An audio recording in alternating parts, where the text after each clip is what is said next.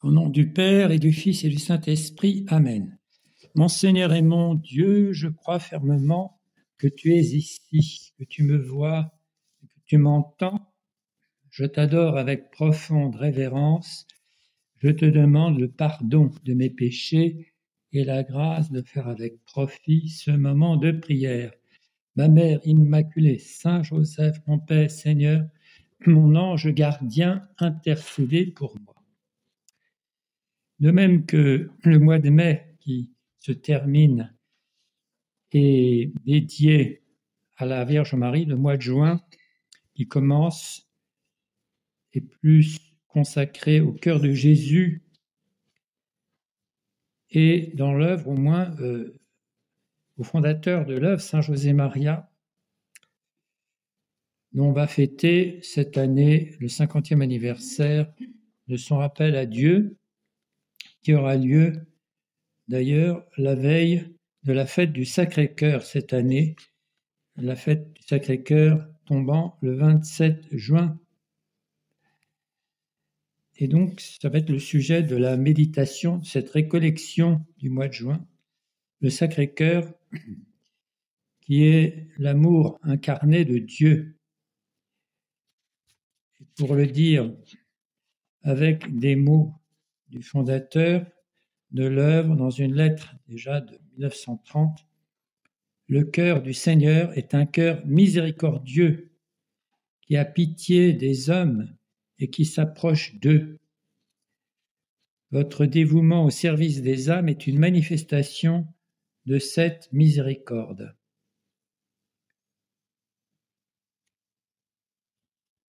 Non seulement envers nous, mais envers l'humanité tout entière, parce qu'il nous a appelés à nous sanctifier dans la vie courante quotidienne.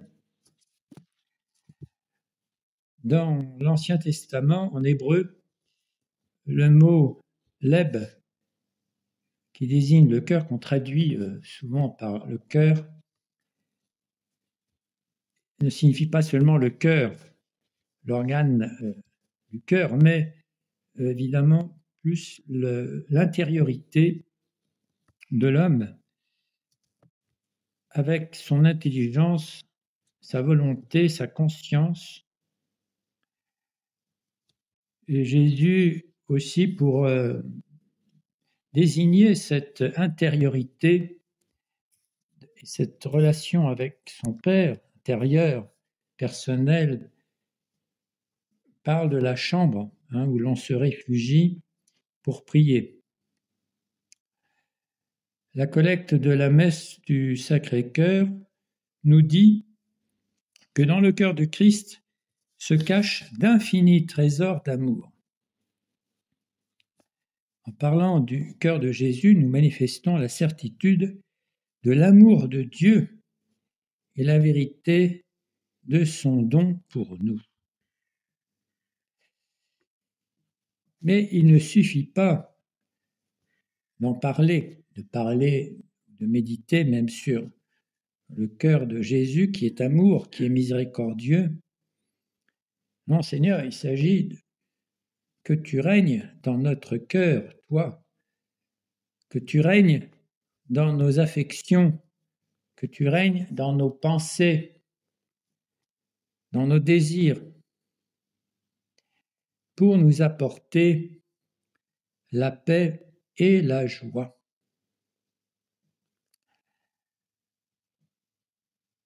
Une mystique, sœur Faustine Kowalska, exalte le cœur miséricordieux de Jésus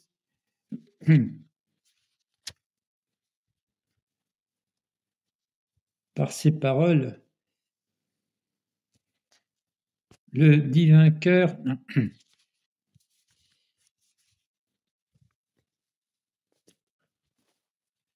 plutôt c'est Marguerite Marie.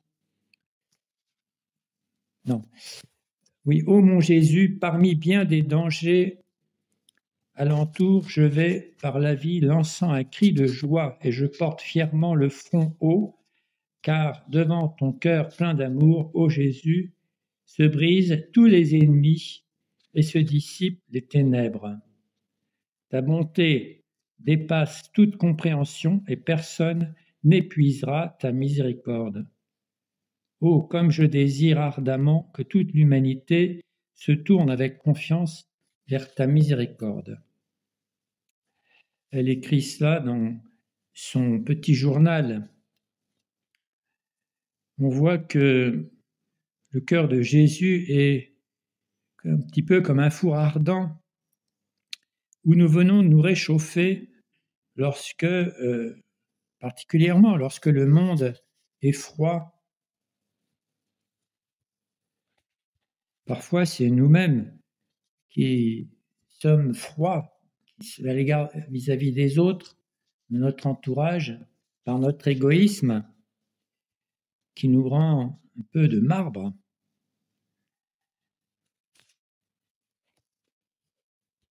Donc la dévotion au Sacré-Cœur n'est pas seulement une liturgie, une belle liturgie pour les enfants ou les mères de famille.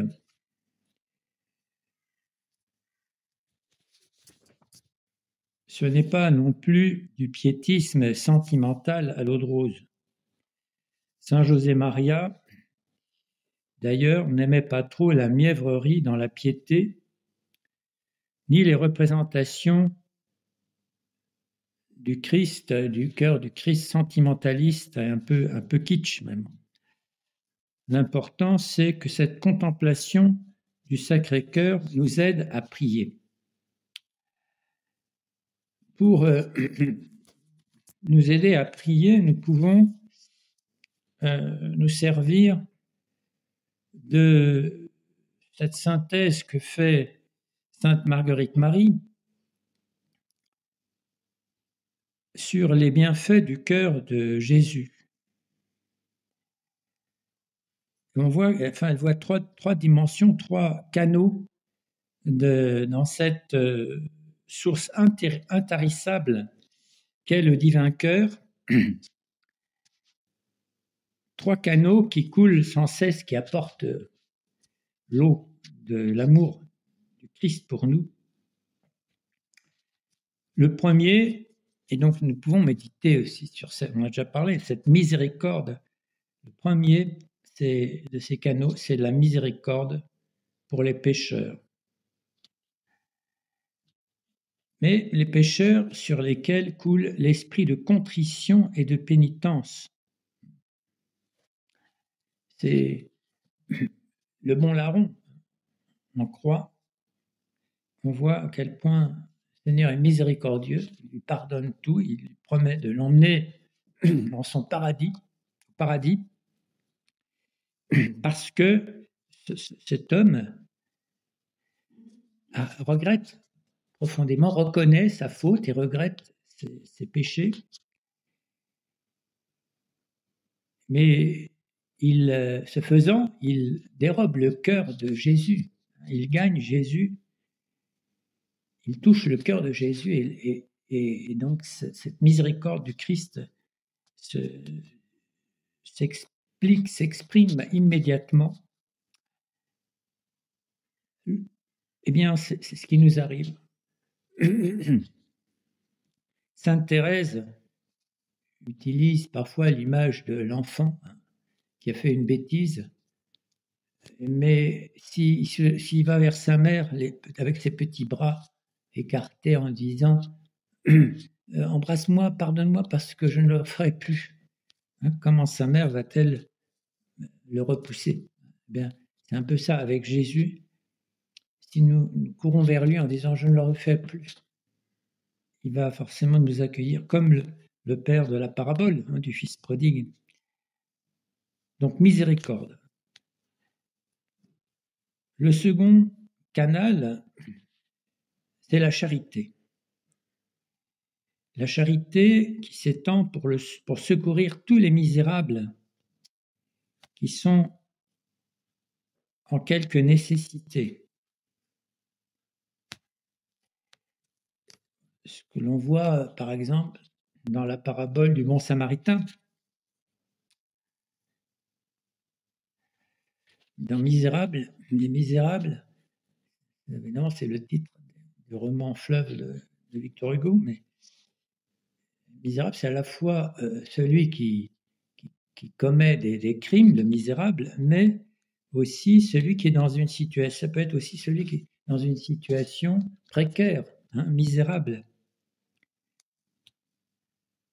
Donc, dans une nécessité matérielle ou morale, hein, ou spirituelle.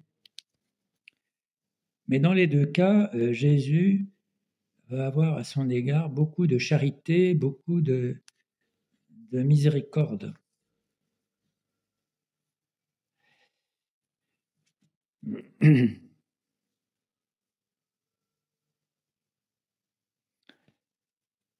On peut inclure d'ailleurs dans ce secours que le Christ apporte à ceux qui sont en nécessité, tous ceux qui tendent à la perfection, à la sainteté, dit sainte Marguerite Marie dans une lettre. Ils y trouveront de quoi vaincre les obstacles à leur recherche de la sainteté, les difficultés qu'ils rencontrent. Et là, nous sommes tous concernés. Nous sommes tous les prêtres, pas seulement les prêtres, les religieux, mais aussi les évêques, évidemment, le pape, mais aussi les laïcs, nous tous sont appelés à la sainteté, à la perfection, à la sainteté. Et tous, évidemment, trouvent des difficultés, des obstacles pour y arriver. Eh bien, ils peuvent avoir recours au cœur de Jésus, au cœur aimant de Jésus, plein de charité pour eux. Donc là, il ne s'agit plus seulement de miséricorde, de pardonner des péchés, mais d'aider à surmonter des difficultés. Et le troisième canal par lequel coule cette eau intarissable du cœur du vainqueur, c'est l'amour et la lumière pour les parfaits amis qu'il veut unir à lui, que le Christ veut unir à lui, pour leur communiquer science et ses maximes afin qu'ils se consacrent entièrement à lui procurer de la gloire, chacun en sa manière. Autrement dit, c'est la formation, les lumières, l'intelligence, la sagesse, hein, les dons que Jésus infuse en s'aidant de son esprit, de l'Esprit Saint, pour nous aider à transmettre aux autres cet amour de Dieu, cette sagesse, donc à faire de l'apostolat, autrement dit, à rayonner cet amour du Christ pour nous, en nous éclairant avec ce don de discernement dont parlait souvent le pape François, et pour aider aussi les autres à discerner où est le bien, à discerner ce que Dieu attend d'eux finalement.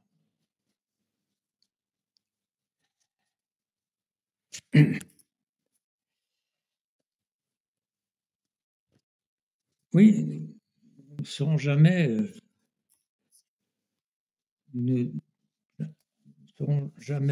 épuisés ce don d'amour du Christ. Et ce dont il se plaint parfois auprès de saints ou de saintes, c'est qu'on ne fasse pas suffisamment appel à cette miséricorde, à cette charité, à cette lumière que le Christ est prêt à nous envoyer, à nous donner.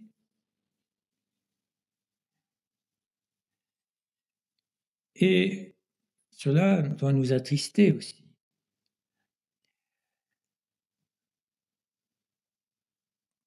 On peut rajouter à la dévotion au Sacré-Cœur ce désir de réparation pour les péchés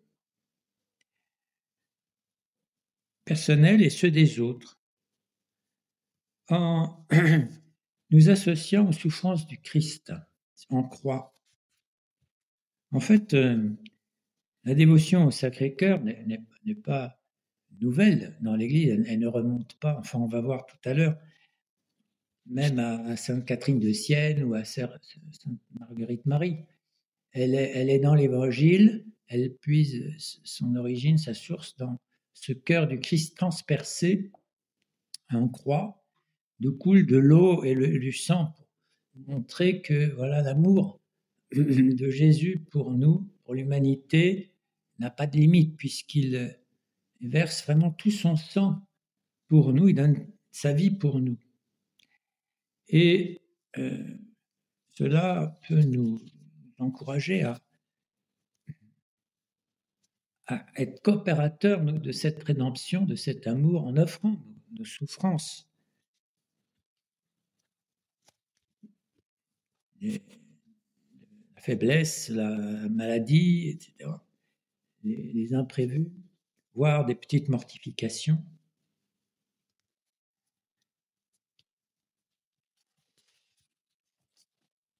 Nous reviendrons sur cet aspect en soulignant qu'il ne faut pas non plus l'exagérer, c'est-à-dire que la miséricorde de Dieu n'est pas conditionnée, on va dire, par nos propres mortifications. Le pardon du Christ est gratuit, on peut dire. Il n'exige pas que nous fassions beaucoup de mortifications, mais quand même, ça peut nous aider de méditer sur les souffrances du Christ en croix pour nous associer à ces souffrances et donner du sens à nos propres souffrances. Un sens rédempteur, un sens réparateur. On peut rajouter à la dévotion au Sacré-Cœur cette dimension de protection. De fait, on sait que beaucoup de familles, avant même que un pape, le pape Pie XI en l'occurrence, il y a un siècle, en 1925, institue la fête du Christ roi, il constatait que des familles avaient consacré leur famille au Sacré-Cœur, un peu comme une protection. Un petit peu comme, on pourrait dire, le scapulaire. La position du scapulaire, c'est-à-dire le fait de recevoir cette bénédiction de l'Église pour nous faire partager les promesses que Marie fait, la Vierge Marie fait à Saint-Simon Stock, de promesses que les âmes qui porteront le scapulaire n'iront pas en enfer, qu'elle s'arrangera pour ce qu'ils puissent faire, s'ils ne peuvent pas se confesser, et si jamais ils n'étaient pas en état de grâce, qu'ils puissent retrouver l'état de grâce par un acte de contrition, par exemple. C'est une protection de Marie, une aide. Et on peut voir aussi dans le Sacré-Cœur, la dévotion au Sacré-Cœur, une protection, une aide accrue que Jésus nous promet de nous envoyer dans les moments difficiles de notre vie. D'ailleurs, c'est pourquoi sur les médailles que on peut porter justement quand on a reçu l'imposition du scapulaire, on n'est pas obligé de porter les morceaux de tissu tout le temps, on peut le transformer, enfin le remplacer par une médaille qui est bénie par un prêtre. Enfin, sur cette médaille est représenté à l'avers de la médaille le cœur du Christ rayonnant d'amour, signe de protection divine. On notera aussi la présence du Sacré-Cœur transpercé par une flèche dans le blason pontifical de Léon XIV, qui rappelle les paroles de saint Augustin « Tu as transpercé mon cœur de ta parole ». C'est la dimension performative, on peut dire, transformante de la dévotion au Sacré-Cœur qui aide les fidèles à mieux connaître Jésus-Christ dans leur cheminement vers la sainteté. Donc on voit que cette dévotion au Sacré-Cœur est très enracinée dans la spiritualité de l'Église. Même avant les révélations de Jésus à Sainte Marguerite Marie, en 1675, en fait de 1673 à 1675, il y a donc 350 ans, et Donc on va fêter cette année, cet anniversaire, le 27 juin prochain, les 350 ans d'apparition, des révélations de Jésus à Sainte Marguerite Marie, à la coque. D'ailleurs, le pape Léon XIV a choisi, pour le représenter, donner une mission à un cardinal français bien connu, Monseigneur Bustillo, archevêque d'Ajaccio. Mais pour nous préparer à cet événement, le pape François avait consacré une encyclique, c'était sa 4e et dernière encyclique, Dilexit Nos, à la dévotion au Sacré-Cœur.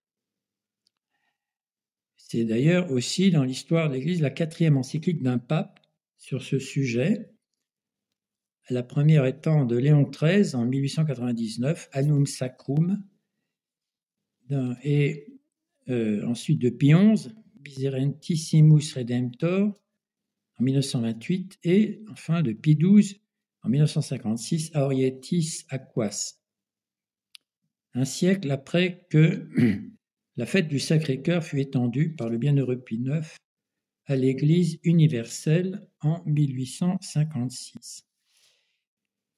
Alors, dans cette encyclique, Dilexit Nos, il nous a aimé, le pape François, cite quelques, je ne vais pas dire toutes les personnes, les mystiques en particulier, qui ont contribué à cette dévotion au Sacré-Cœur, mais la figure Sainte Catherine de Sienne, par exemple, qui écrivait qu'on ne peut être témoin des souffrances endurées par le Seigneur, mais le cœur ouvert du Christ nous offre la possibilité d'une rencontre réelle et personnelle avec beaucoup d'amour. Dans son dialogue, Jésus lui dit, non, elle rapporte les paroles du Christ, dans son dialogue, Jésus lui dit, j'ai voulu que vous voyiez le secret de mon cœur, en vous le montrant ouvert, afin que vous voyiez que je vous aimais plus que ne pouvait le montrer la souffrance finie. Donc, elle insiste là sur le côté relationnel, personnel de cette dévotion au Sacré-Cœur qui nous fait vraiment plus aimer le Seigneur et donc qui développe cette relation personnelle. Et cette relation personnelle avec Jésus est reprise et aussi soulignée par saint François de Sales quand il dit, par exemple, le pape dit en tout cas de saint François de Sales qu'il a souvent contemplé le cœur ouvert du Christ qui nous invite à y demeurer dans une relation personnelle d'amour où les mystères de la vie sont éclairés. Donc, une relation personnelle d'amour. On peut voir dans la pensée de ce saint docteur comment, face à une morale rigoriste et à une religiosité de simple observance, le cœur du Christ se présente comme un appel à la pleine confiance en l'action mystérieuse de sa grâce. Donc, on voit que là, le côté sacrifice est mis un petit peu en ombre au profit de la confiance que nous faisons dans l'amour, dans la miséricorde du Christ.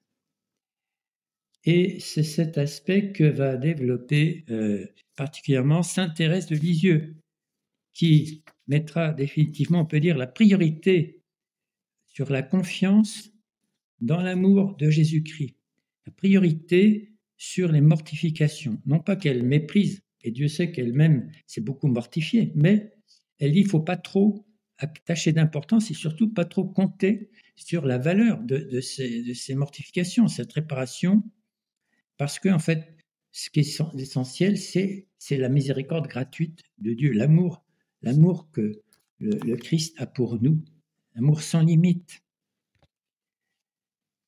Elle écrit par exemple dans une lettre à une religieuse qui s'appelle Sœur Marie du Sacré-Cœur. Elle l'encourage, en tout cas cette religieuse, à ne pas centrer cette dévotion, la dévotion au Sacré-Cœur, sur un aspect doloriste. Certains ayant compris la réparation comme une sorte de primat des sacrifices ou des observances austères.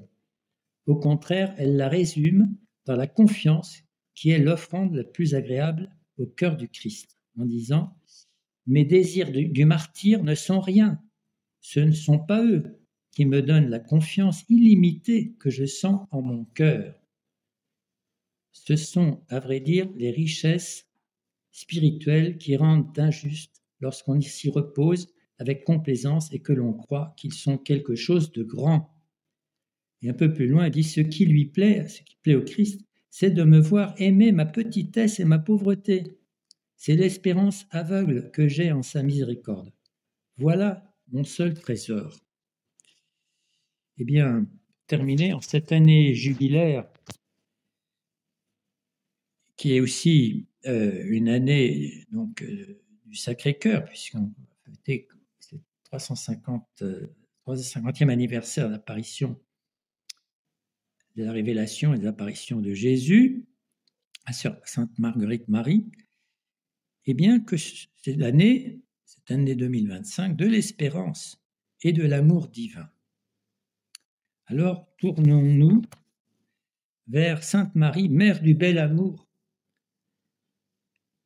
Elle nous conduira plus vite au cœur de son Fils. Je te remercie, mon Dieu, des bonnes résolutions, des actes d'amour et des inspirations que tu m'as communiquées dans cette méditation. Je te demande de m'aider à les mettre en pratique. Ma Mère Immaculée, Saint Joseph, mon Père et Seigneur, mon ange gardien, intercédez pour moi.